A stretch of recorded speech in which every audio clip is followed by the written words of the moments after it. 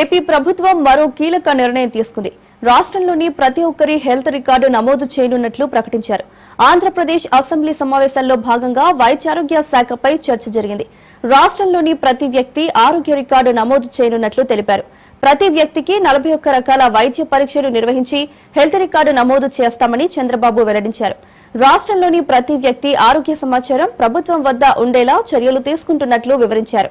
అలాగే రాష్ట్రంలోని ప్రతి ఒక్కరికి 2.5 లక్షల రూపాయల ఆరోగ్య బీమాను కల్పిస్తున్నట్లు చంద్రబాబు వివరించారు.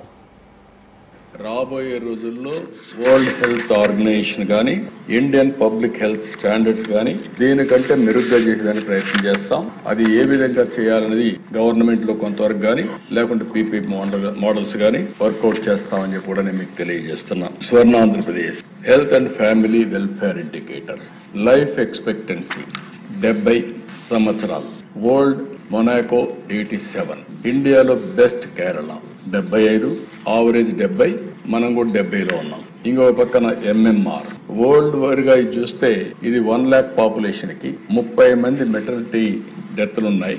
ఇన్ఫెంట్ మోర్టాలిటీ జరిగిన ఎవరైనా మెటర్నిటీ మార్టాలిటీ జరిగినా ఆడిట్ చేయమనేవాడిని. నేను ఎప్పుడు కూడా ఇవన్నీ కూడా నామ్స్ పెట్టి ప్రజల్లో చైతన్యం తేవడం, ఎడ్యుకేట్ చేయడం, హాస్పిటల్ వారికి అకౌంటబిలిటీ పెట్టడం, ఫంక్షనరీ వారికి కూడా అకౌంటబిలిటీ పెట్టి చేశాం.